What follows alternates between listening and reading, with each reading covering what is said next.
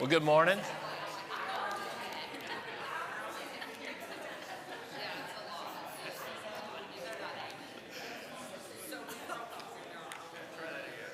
Try it again. Good morning.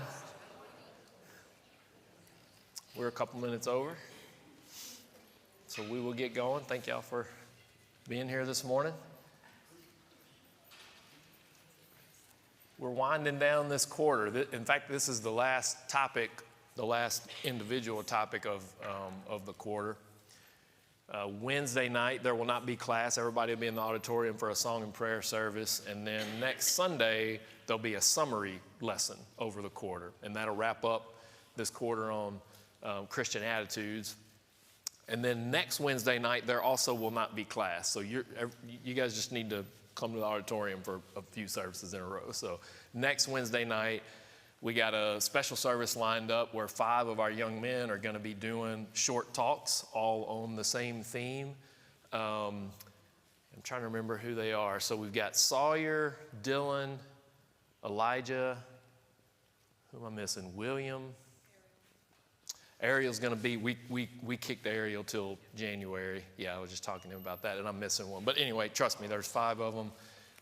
Colin is the other one. So there's five young men lined up, so I'm sure they will be encouraged if you guys can be here for that. They're all excited. I was hoping to get 4 or 5 of them. I sent out an email to probably about 8 of them, and I got 5 yeses back within like a day. So they seem to be excited about it, so should be good.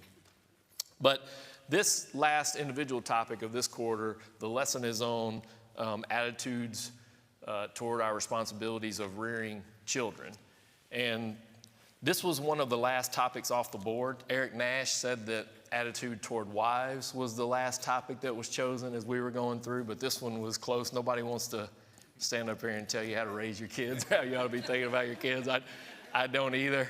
For those of you who have been around here for a while, you know Laura and I are not the experts on this, but I got stuck with this one, so you got me this morning. So we'll try to make this lesson all about what God says about our attitudes toward children and toward our responsibilities of raising children. If it sounds at any point like I'm telling you how you ought to do things, just remember what I said right now. That's not what I'm doing. We're trying to look at the scripture and see what God wants us to do with that. So this is a pertinent topic in our society for sure. The attitude of our world toward children is messed up in so many ways. And we'll talk about a few of those this morning. So, as we get started, before we get into some of the scriptures that I want to look at on this, I want to just start with this question for you. What is our view of children? And what I mean by this is society's view, not necessarily our view. So what is the world's view of children? And I think we can see probably a lot of things are bouncing around in your head right now. One of them is, what about this? Are children ever an inconvenience or an intrusion? We see evidence of that in the world around us at all. Out on their own, abandoned in a lot of cases. What else is kind of evidence that children are often viewed as an inconvenience? Abortion.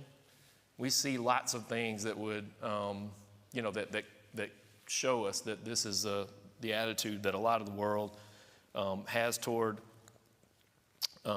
children. We'll see what God has to say about that, but I think we see that in the world around us. Part-time job, what do I mean by that? Our kids...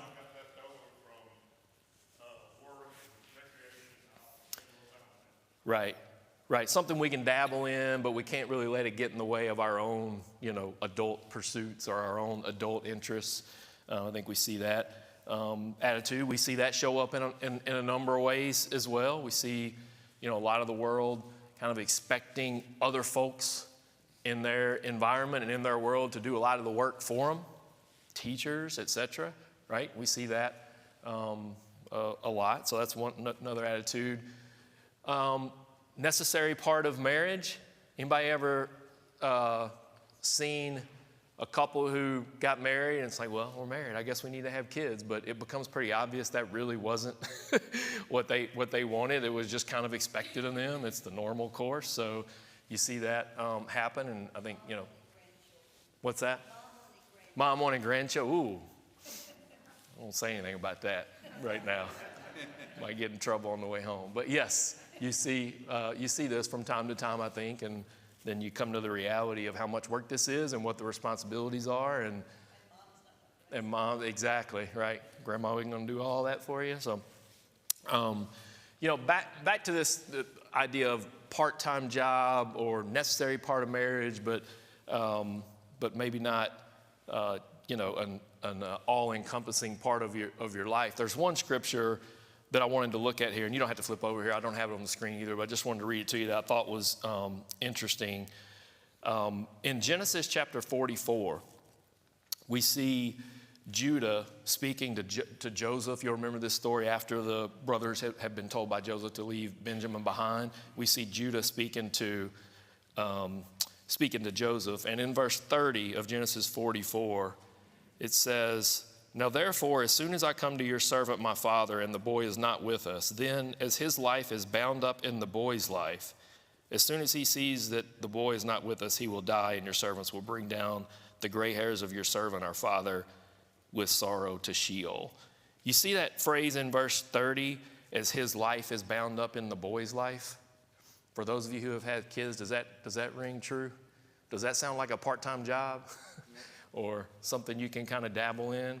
Doesn't sound like it to me. So that's what having children is about. And if we have the right orientation toward our responsibilities toward our children, that's how we're going to feel. And it goes directly against a lot of the things we're talking about here. Another one, you see this every once in a while. Children used as pawns. You got friends or loved ones who have gone through divorces. Do you sometimes see this? Children are used as pawns in those negotiations and disagreements. Or are they blessings from God? Well, we know the answer to this, and we're going to spend the rest of our time talking about this. Psalm 127, verses 3 through 5, illustrates this for us, and we'll come back to this at the end, but just to get our minds in the right place before we get further into this. Psalm 127, verses 3 through 5. "Behold, children are a heritage from the Lord, the fruit of the womb a reward.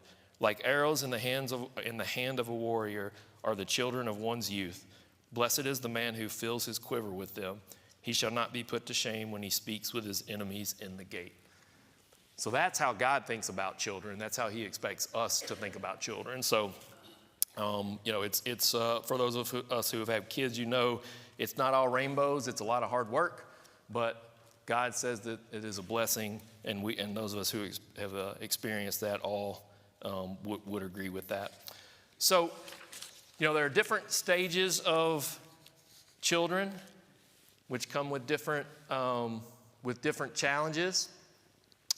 Starts as an infant, and we think about infants as being helpless and fully dependent on their parents. It's exhausting, especially for the moms that are doing 90% of this work. It's exhausting. I'm sure that it tests their stamina, probably even tests the dad's stamina a little bit, but it's temporary, right? We know that stage doesn't last forever.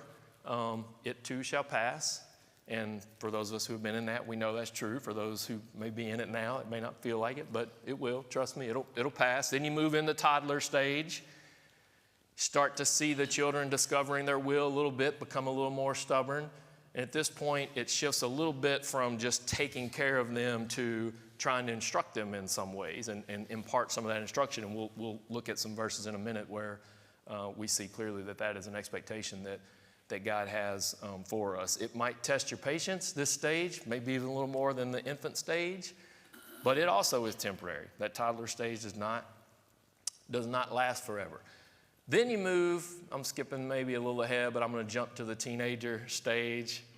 They start to test everything, or at least some of them do, as I know from experience. See some irresponsible behavior, some rebellious behavior, maybe some sloppiness and that kind of thing seems to come at this stage. Instruction is still there, but sometimes it feels like it's moving a little more into recommendations as you start to give the teenagers a little more rope and they get to make some decisions for themselves. And this one never ends. The first two are temporary. This one feels like it goes on forever, at least is my experience. No, it ends too. And then there's adult children. And I'm, don't have much experience with this one. Got a little bit right now, which has been interesting. But you see their independence. Their brain does return, or at least so I'm told. Being patient, but no, their brain returns, and then your role as parents turns more into influence. Maybe you're not instructing quite as much. Recommendations, maybe not quite as much, although I kind of venture into that territory maybe sometimes when I shouldn't.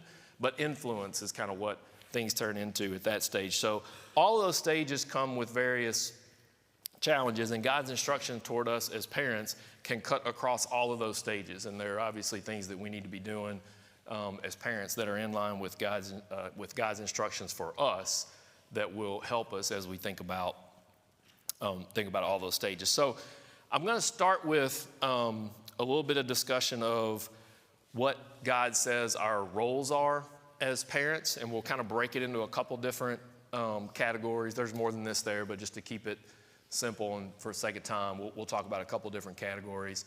The first is love and discipline, and I'm putting those two on the same line together because I think they belong combined, and actually there are some scriptures that talk about them that way, kind of combined. So we will talk about it that way as well. There's lots of proverbs that we can look at when it comes to this, and we'll work our way through a few of these. I think I have most of these up here. So we'll start with Proverbs chapter 13 and verse 24. I'm sure as you were thinking about what scriptures might come up in this discussion, this might be one that came to mind.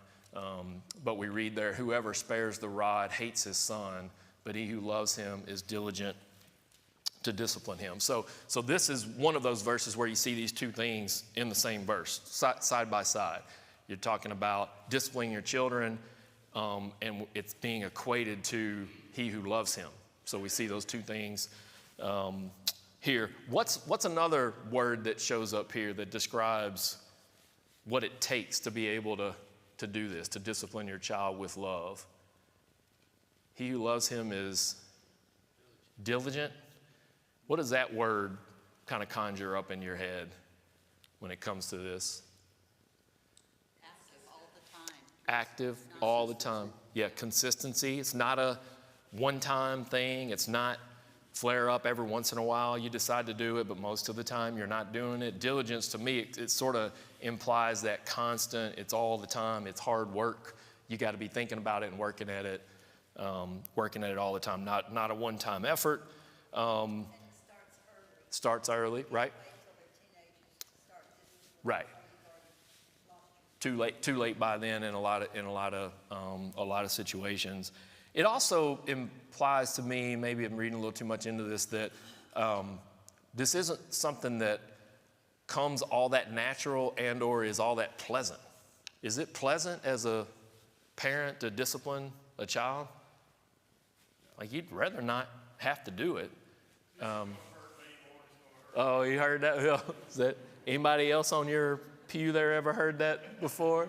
You don't have to answer that, Julie. Daryl? With this verse, I think of the barbell. With this verse, and then I think the verse, I think that to go with it is in Ephesians 6:4. When you fathers do not provoke your children to wrath, bring them up in the training and admonition of the Lord. Yep. It's a balance. You go one way without the other, you do harm. Yep. So there's a balance here. Yep. We're going to, later on in the lesson, I'm going to talk about some ways we can go wrong on this, Daryl, and I'm going to point out that exact same thing, that you can go wrong either direction, and the balance is what's important here. Any other comments on this verse, Bob? On being diligent, I think that makes a difference. If you're diligent and you're always on it, you're always trying to foresee things, deal with things as it comes along, and be consistent with it, it doesn't create a vacuum where you've got to really explode because Right. you've allowed things You to let it get away. slip by, and then it makes the matter worse. Yep. I think that's exactly right, and that's what turns into the risk that Daryl just described in Ephesians 6 is when that kind of consistent. Right. We're going to finish class early if y'all don't stop jumping to my where can we go wrong here, but we'll get through that quickly. Don't leave out the word loves his child. Yep. Don't discipline out of Right. And as we look at a few more scriptures that will note the discipline piece of it, they don't all have love directly in the verse, but this one does. So let's just work under the assumption, like Marcia said, that the discipline has to come with the love. It has to have the balance that Darrell was talking about. One of the things that I remember, because I was successful, was that it happened sometimes with my mother. She would say, well, just wait till your dad gets home. And so I had to wait. And so that was a tough dynamic. That wasn't a fun wait, probably, was it? Yeah. Yeah. Yeah. Well, you know, one of the things we need to think about here when we're thinking about discipline and love and the connection between the two and our role as parents to our children, what else comes to mind when you think about discipline and love? Who else works that way? God works that way with us, right? And I don't think I have this up here. I don't, but in Proverbs chapter 3, let me make sure I get the verse I want here. Yeah, Proverbs chapter 3, verses 11 and 12. We read, "My son, do not despise the Lord's discipline or be weary of his reproof, for the Lord reproves him who he loves as a father the son in whom he delights." So that's another verse that tells us about this connection between love and discipline, and that's the pattern that we see in the way God interacts with us, and that's the way he expects us to interact with our children. Bob? In Ephesians, Paul encourages fathers to discipline in the instruction of the Lord. So he gives us the pattern or the key. We've just got to execute. Right. Yep. All right, well, let's look at a few more Proverbs. Here, Proverbs 19, verse 18 says, "Discipline your son, for there is hope. Do not set your heart on putting him to death." So here we can see lack of discipline leads to what? Death. So this is serious. I mean, that verse makes that clear if we didn't already know that. Oh, go ahead. Yeah, sorry, I see the hand up. Also points out that you can't go too far on discipline. Yeah. It says here, the rod, you could kill him. Right. Yeah, that's back to the balance, right? Like, we got to keep that in mind, that this isn't like a license to do whatever you think is appropriate to discipline. There are boundaries to that. Proverbs 22:15 says, "Folly is bound up in the heart of a child, but the rod of discipline drives it far from him." So another example of how children need our help with this. What's bound up in their heart, what's there naturally is folly. So it's up to the parents to convert that into something different, and discipline is going to be needed to do that. This one I think is interesting. It's sort of back to this idea of balance. Proverbs 23:13 through 14. "Do not withhold discipline from a child. If you strike him with a rod, he will not die. If you strike him with the rod, you will save his soul from Sheol." So there's this balance of discipline, striking with the rod. It says if you strike him with a rod, he will not die, which kind of implies like you can't take this too far. But if done the right way, it's not going to kill them physically. But if you don't do it, it may kill them spiritually. Is that idea of you'll save his soul from Sheol. So the goal in all this, and that's kind of the point of all these verses, the goal in this is to point them the right direction and point them toward God, and that should permeate, the way that we're going about disciplining our children. And another one here, Proverbs 29:15, "The rod and reproof give wisdom, but a child left to himself brings shame to his mother." So it's another example of if we just think that children are going to figure this out on their own. We've seen another verse that said that foolishness is bound up, folly is bound up in their heart. Here it says, left to themselves, they can't figure this out.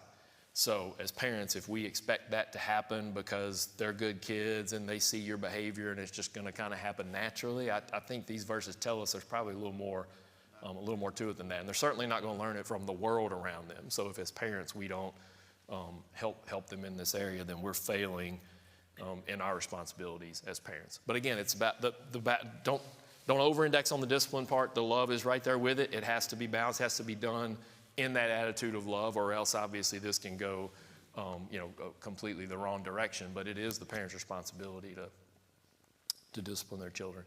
Anything on this one? I'm going to move us a slightly different direction here. Anything else on love and discipline and how that shows up as parents? Yes, sir.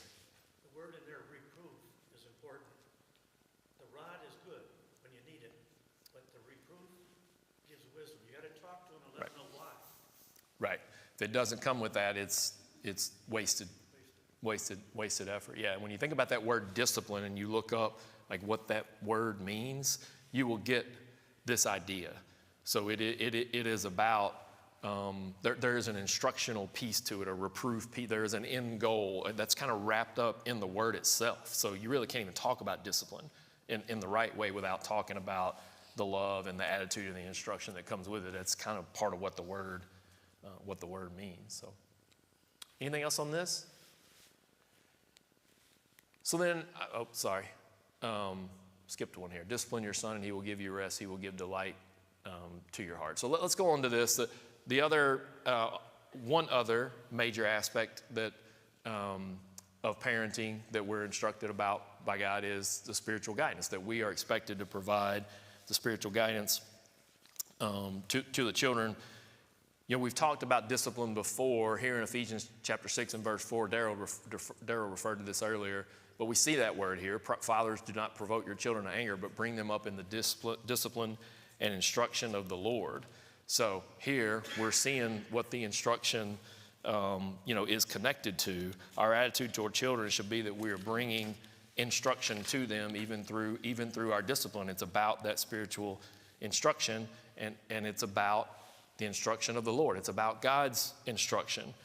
We're not trying to train them to be like we are. We're not trying to train them, pick a field of study or another item that we often think we're training up children to be better at whatever. That's not the training and instruction we're talking about here as parents. We're not trying to train them to be like we are and as good as we are in this topic or an expert in it. That's not the instruction that this is talking about. This is talking about the instruction of the Lord. That's our major responsibility, and we see oftentimes a lot of effort that parents put into training children in something so that they can be really good at something or expert in something. And all that stuff is secondary to what we see here, that our primary role is to instruct them in the Lord and train them in that. Yeah, Marcia. The King James version says the nurture and admonition Yep. of the Lord. So you're nurturing them to be like God wants them to be. Yep. And that word nurture to me it reminds me a little bit of what we were talking about with diligence, that nurturing, when you think of nurturing something, it's a constant process. It's not one time, it's not flare-ups, it's a constant, consistent process. And we see that in other places. In fact, the scripture here in Deuteronomy 6 to me is a perfect example of that. Deuteronomy 6 verses 6 through 9, and these words that I command you today shall be on your heart. You shall teach them diligently, there's that word again, diligently to your children, and shall talk of them when you sit in your house and when you walk by the way and when you lie down and when you rise. You shall bind them as a sign on your hand, and they shall be as frontlets between your eyes. You shall write them on the doorposts of your house and on your gates. So what do we learn about our instruction to children from these verses? Constant. Diligence, there's that word again. It's just kind of everywhere all the time is what I get when I read these verses. And, this was the instruction that was given to them to help them with that, right in front of your face all the time. And I think that's how God expects us to interact with our children in the spiritual guidance. Yeah, Jude?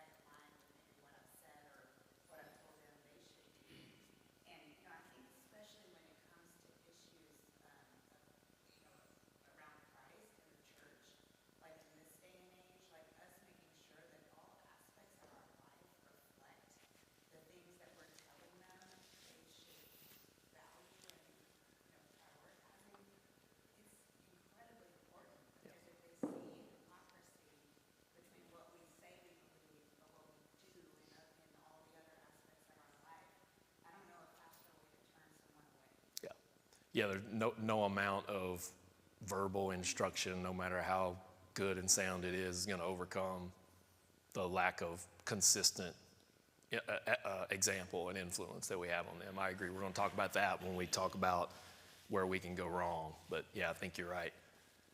Any other comments on this verse?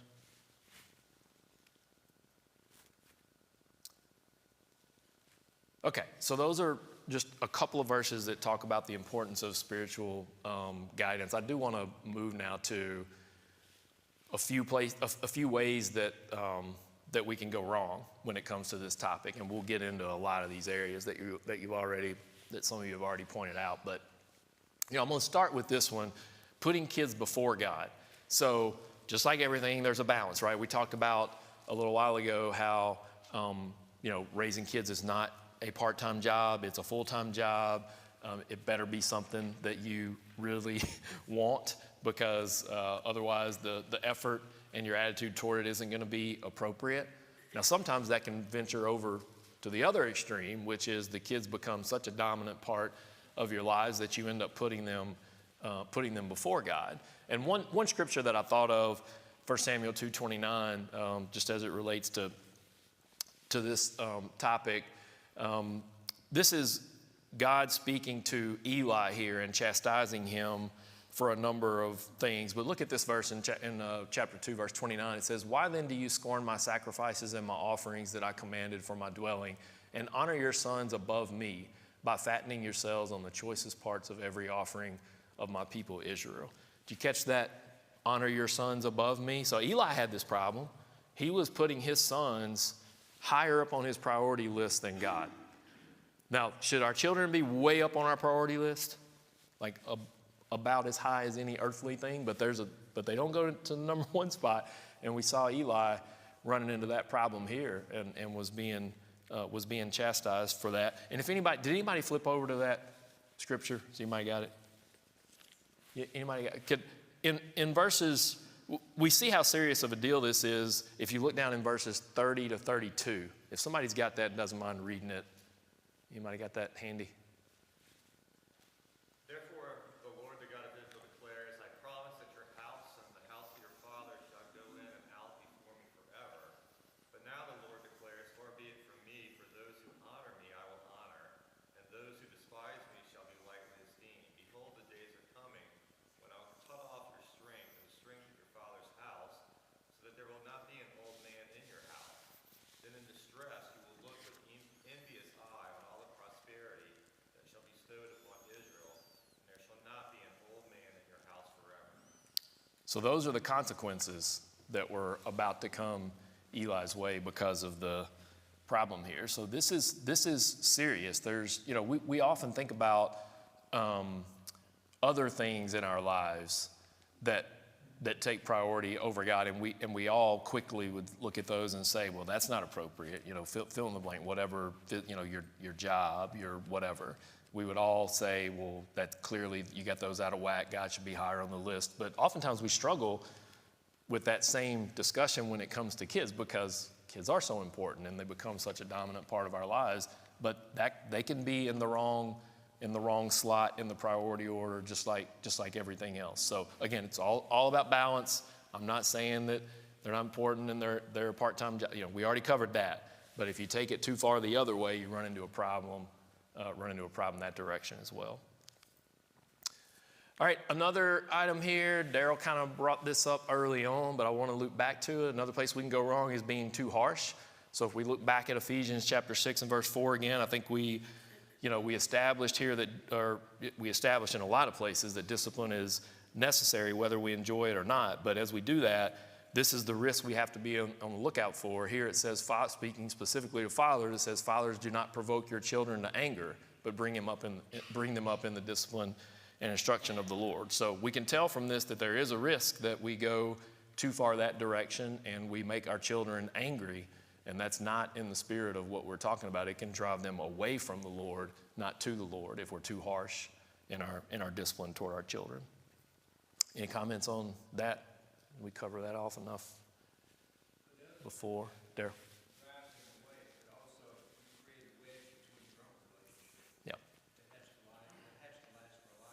Right. Right. I don't know, did everybody hear that? It's not, obviously the most important thing is driving them away from the Lord, but Daryl pointed out you can drive a wedge in your own personal relationship with your children, and that relationship is intended to last a lifetime, and that can be a problem if we're not doing this from the right attitude. It can also drive a wedge between the husband and wife. Yep. Yep, if one is struggling with that. Yep. Any other comments on this one? No? All right, then you got the other side, right? Just this whole discussion feels like we're looking at the two ends of the spectrum. Then you've got being too easy, and we won't go back through all of the verses that we talked about, as it relates to discipline. But I think the implication there is that there is a risk that we're too easy on our children, and we're not disciplining them at all, and therefore not able to bring that spiritual guidance to them that we know is our command. We already saw the seriousness of this, that it leads to death. We saw in a couple of different places where that was connected to, the risk of spiritual death for our children. So don't want to go back to all that. I'm going to use those verses around discipline to sort of make the point that being too easy is probably not an option for us either. But anybody else got comments on that aspect of this? All right. Then we'll move to this one. Julie teed this one up for us, this idea of, the example that we set before our children, not just the example, but how consistent is it? And do they look at us as being inconsistent? Either inconsistent because our instruction differs from our walk, which Julie kind of mentioned, or just inconsistent because our walk is inconsistent. So sometimes setting the right example and sometimes not. And it's this idea of the instruction, like the verbal instruction that we're trying to give our children, not lining up with our behavior, and they see through that in about 30 seconds. We all know that that's the case. So it's a real risk for parents. The verse here is one that's familiar to all of us. It's not talking about parenting or anything, but I think the general concept applies. In Matthew 7, verse 5, it says, "You hypocrite, first take the log out of your own eye, and then you will see clearly to take the speck out of your brother's eye." So I think you can apply that to just about any topic you want to, but parenting might be one of them. That as you are instructing your child, trying to give them spiritual guidance, trying to teach them the right way, and you're not living the way you ought to be living, then your priority needs to be to clean up your own act before you worry too much about trying to instruct them down the right path. And if you're not able to do that, it's just going to be empty words, and they're not going to respond the right way anyway. Marsha? I always heard that when I was growing up, that if you wanted to find out if a man was really qualified to be an elder, talk to his kids. Yeah. Because the kids can tell you everything about the way they really live. Yeah, yep. That's right. The kids see the good and the bad, right? Any other comments on this? Julie, did we hit on what you had in mind here? Yeah, I mean, the only other comment I would make about this, because we all mess up, right? And Yep. there was nothing more powerful to me growing up in understanding, the effort to be consistent, that when mom or dad did mess up, they apologized. Yeah. Like they owned it. And, that's not necessarily something I can cite a scripture for. Yeah. But just from a practical standpoint, it was really powerful. Yeah, good point. And you can take this idea of inconsistency does not mean perfection, and you're never going to slip up, right? Because we all know that's not going to happen. It's how you respond to it, and even as parents, being able to talk to your kids about that is powerful. We're almost out of time, Don. You're all right. I'll try to run out the clock here before it gets too personal. No, thank you for that, Julie. It's a great point. Anything else on this one? All right. Here's one. We kind of mentioned this one earlier, but another place that I think we can go astray is when we look at our role as parents and we think it's appropriate to delegate some or most or all of that job to others. We kind of looked at some verses on this already. You'll see these here, back to Ephesians, for example. It's speaking specifically to fathers.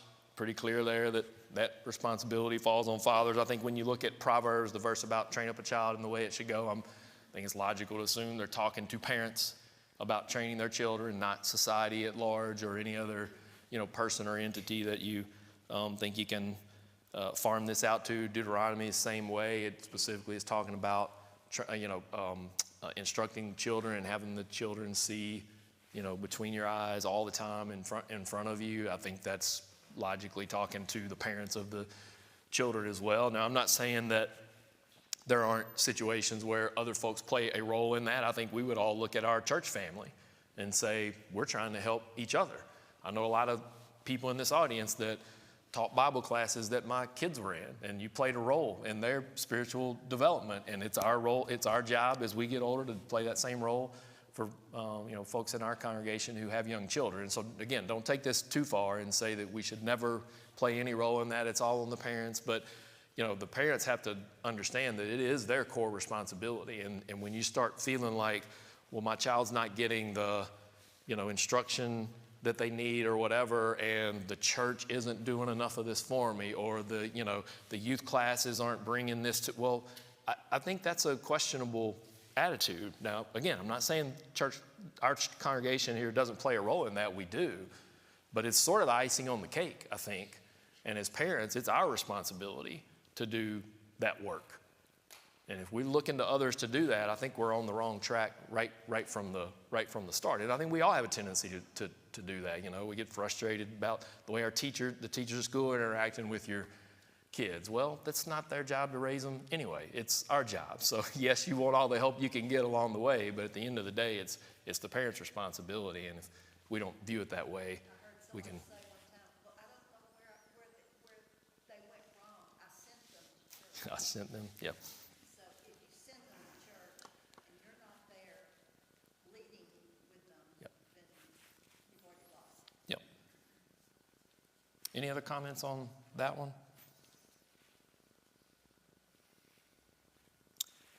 All right, just a couple more here, and then we'll wrap. Yeah, we got 5 minutes. So here's one: being too involved, right? So I just talked about, again, it's all about balance. I just talked about expecting somebody else to do all the work for you but not being involved enough is clearly wrong. Is it ever wrong to be too involved? I might be stretching a little bit here, but I'm talking about as the kids get older. And one of the verses that comes to mind on this is Genesis 2, where it says, a man shall leave his father and mother and hold fast to his wife, and they shall become one flesh. There is some point when the kids got to go, right? Got to go do their own thing. We're experiencing that with one of our, actually, I guess kind of both of them. One of them's cleaving to a wife. The other one was just off at school. But at some point, they go off on their own, and you got to kind of let them do their own thing. And it doesn't mean you're not involved at all. But being too involved as they're going through some of those other stages, and certainly when they get to the stage where they ought to be out on their own, is a risk for parents. Is not anybody else? I don't know. I struggle with that a little bit with mine, sort of where's that line and what's too involved. And it's hard to figure out from time to time, but I think there is a risk, something that we need to think about as parents is at some point we got to kind of step back and trust that the instruction and the love and discipline that we've been given along the way is enough. Any comments on that? Nope. Am I the only one that might have that problem? What's that there? You can always encourage, but instruction is something different. Yeah, that's where we were going through those stages. There's some point there where it feels like the instructions, like it's doing more harm than good, and then it becomes the encouragement and influence and that sort of thing. Yep. Yeah, Bob. I think you have to be an influence to the point where they know where you stand. Yeah. And that you're always going to try and encourage them, but you're not going to deviate either way. And that's the consistency that they long for. Yeah. I think we've all probably seen examples of parents who, with older grown children who are, sometimes you see ultimatums, or you see manipulation, or you're shaming. Anybody ever seen that? Where the parents really ought to be kind of backing off a little bit, but through things they're doing, or the way they're reacting to things, or lines they're drawing, or whatever, you can tell they're trying to be a little bit too involved, trying to steer their adult children's lives a little too far. Now, that's different than having them know where you stand and talking to them about spiritual matters that you think are important enough that we should be doing that for anybody, our children or or any of our fellow brothers and sisters. So It's, they you need know, to feel comfortable that they can come and talk. right, right. This, I mean, I'm obviously just entering the stage of what you're talking about from an adult standpoint, but I think this is true too, like sort of when you have younger kids. Because if you fix, if you're too involved and you're fixing everything for them as they're growing up, then, you know, I think, you like are stunting their ability Yep. to make those decisions independently, and you want them to be able to make good decisions. Yep. And so, you know, I think that, and it's sort of like gets into that, like sometimes we want to know like where you went, like people say like well, where you went wrong, or they get mad about what they hear from a teacher, but you're not letting them sort of Yep. exercise and practice some of that own autonomy. Yep. Yep. No, you're right. We are talking more about adult, but this same concept applies all the way through, letting them learn some of that on their own. Helicopter parents, is there a new term for that? That's an old term. Is that still applicable? I've been that before. All right, and then last one I'm going to point out is letting kids run the schedule in the house. And this is kind of back to putting the kids before the Lord to some extent. Like this can get away from us as well, but we got to remember as we're talking about this, you know, who's in charge. I hate to use that term, but who's in charge? Who's the leader? And we can see in places like Ephesians 6:1, children, obey your parents in the Lord, for this is right. We can see when we look at like qualifications for elders that one of the things we see pointed out there is that men need to be able to manage their own household, not children managing the household for them. And we probably all had challenges with that as we get, you know, schedules and events that dictate too much about what's going on at the house or within the family. That can be a risk, and the parents are the ones in charge of that.